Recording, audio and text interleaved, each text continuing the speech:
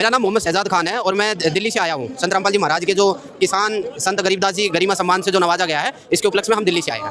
आप मुसलमान होते हुए एक हिंदू संत के सम्मान में आए हैं, क्या कहना चाहोगे? देखो, ना तो ये हिंदू मजहब के लिए आए, ना ये मुस्लिम मजहब के लिए आए, ना सिख के लिए, ना ईसाई के लिए आए।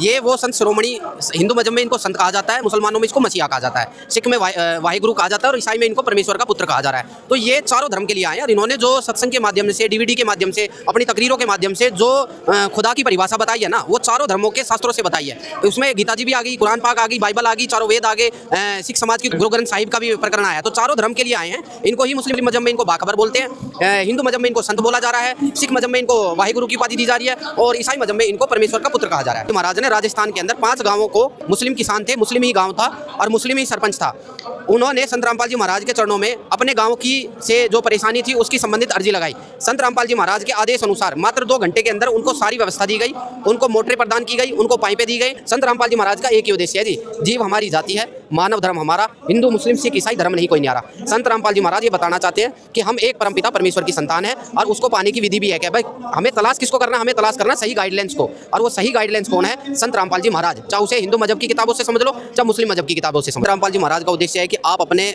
भगवान को पहचानो। वो भगवान दुख नहीं देता, वो भगवान सुख देता है। जैसे आप बाहर से एसी वाले कमरे में चले जाओ, एसी का काम है ठंडा करना, वातावरण को ठंडा कर देना, चाहे उसमें कोई दुश्मन चला जाए, चाहे उसमें कोई बाहर से चला जाए, चाहे उसमें कोई भी चला जाए, एसी का काम है ठंडा करना। तो संत रामपाल जी महाराज का उद्देश्य है कि आप अपने भगवान को पहचानो और इस काल जाल को समझो। ये काल का जाल है, इसको समझो, क्योंकि दुख देता है काल, सुख देता है भगवान। वो भगवान कौन है? हम काल को भगवान बना बैठे हैं। हमने अपने शास्त्रों को तो पढ़ा नहीं, हमने अपनी किताबों को तो देखा नहीं, धार्मिक गुरुओं के चक्कर में आके हम देवी देवताओं को या फिर इन पाखंडियों को भगवान का दर्जा दे बैठे। इस मुस्लिम धर्म गुरुओं को भगवान को इन्होंने जो भी परिभाषा बताई वो हम समझ बैठे। अल्लाह को निराकार बताया जाता है, अल्लाह को निराकार बताया, लेकिन संत रामपाल जी महाराज साकार बताते हैं, तो कबीर साहिब को भगवान बताते हैं, जबकि मुसलमान धर्म में अल्लाह निराकार है। आप मुसलमान धर्म से बिलोंग करते हैं, तो ये बात सुनकर आहत होती है लोगों की भावनाएं और कहते हैं भाई अल्लाह कोई निराकार है, कोई साकार थोड़ी है। और कबीर साहिब तो अभी 600 वर्ष पहले आए थे, वो कहाँ से परमात्मा हो गए, अल्लाह हो गए? देखो, कबीर साहिब भी अल्लाह थे। 600 साल पहले तो उनका एक रूप आया था। इससे पहले वो सतयुग में सतसुकृत नाम से आए, द्वापर में करुणामय नाम से आए, त्रेता में मुनिंदर ऋषि और कलयुग में कबीर नाम से आए थे। ठीक है जी। तो अल्लाह तो उन्होंने, संत रामपाल जी महाराज ने ये बताया कि संत रामपाल जी महाराज ये कहते हैं कि किताबों में लिखा है कि अल्लाह कबीर है, और उन्होंने कबीर का अर्थ बड़ा कर दिया। जैसे आप पत्रकार महोदय का नाम कुछ भी हो, जैसे मान लीजिए आपका नाम अभिषेक है, तो अभिषेक का भी कोई ना कोई अर्थ निकलता है। अगर अर्थ से किसी को संबोधित किया जाता तो पहले कर लेते, आपको आपके नाम से संबोधित किया जाता है। इसलिए खुदा को खुदा के नाम से संबोधित किया जाता है, जिसका नाम कबीर है। और वो कबीर केवल खुदा कुरान में नहीं लिखा हुआ, हर जगह ऋग्वेद में, यजुर्वेद में, सामवेद में, अर्थवेद में, इसके अलावा हर शास्त्रों में लिखा हुआ है। कोई एक किताब के अंदर नहीं लिखा हुआ कि कबीर ही खुदा है, कबीर ही भगवान है, कबीर ही परम शक्ति है। उसके बारे में सभी धार्मिक शास्त्रों में लिखा हुआ है। और संत रामपाल जी महाराज ने तो केवल उन धार्मिक शास्त्रों को खोल के दिखाया, भाई तुम्हारी किताबों में ये लिखा है, तुम कर किसी और की पूजा रहे हो, बता किसी और को भगवान रहे हो, खुदा को निराकार बता रहे हो, भगवान को निराकार, जबकि वेदों में प्रमाण है कबीर साहिब भगवान है और कबीर साकार है, निराकार नहीं है। इसलिए बाइबल में लिखा है उसने 6 दिन में, पहले दिन में, दूसरे दिन में, तीसरे दिन में क्या बनाया, छठे दिन उसने पूरी कायनात को बनाया, 7वें दिन तख्त पर जा विराजा। तो वो बैठा हुआ है सिंहासन पर, कहाँ? सतलोक में, सचखंड में, जन्नत में। भगवान को किसने देखा, अल्लाह को किसने देखा, ये बात कही जाती है लोगों के द्वारा। फिर आप कैसे कह सकते हैं कि वो तो सतलोक में बैठा है? क्या आपने देख के आए सच में? जितने भी संत हुए हैं, संत गरीबदास जी महाराज, संत आदरणीय धर्मदास जी महाराज, और इसके अलावा जितने भी मतलब संत हुए हैं, सबको परमात्मा कबीर साहिब ने अपना सचखंड दिखाया। सब तो हिंदू थे। मुसलमानों में किसको दिखाया? जो हजरत मूसा अलैहिस्सलाम को अल खिजर के रूप में मिले।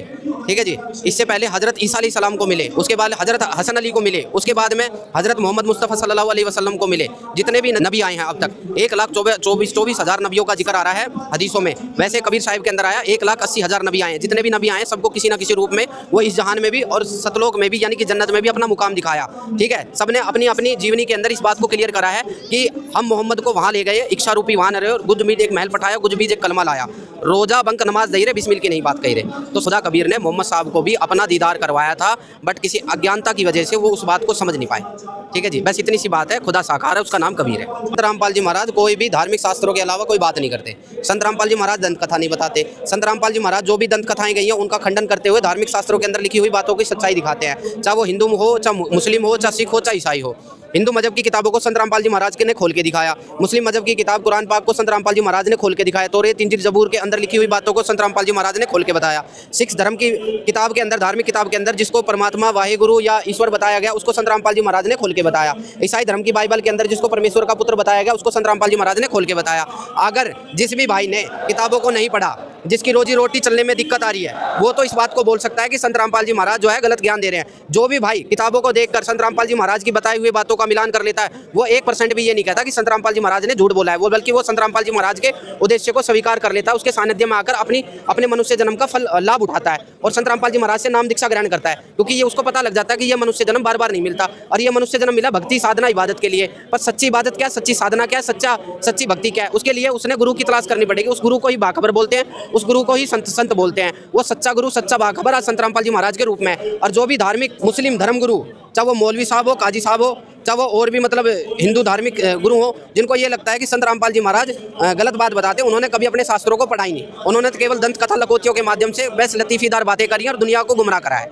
इसके अलावा जी उनके पास में कुछ नहीं है। जो सच है वो संत रामपाल जी महाराज ने बताया। संत रामपाल जी महाराज हुए 1997 के बाद से, तो क्या इनकी साधना सही है? पहले तो हमारे पूर्वज करते आ रहे थे, वो साधना क्या गलत कैसे हो गई?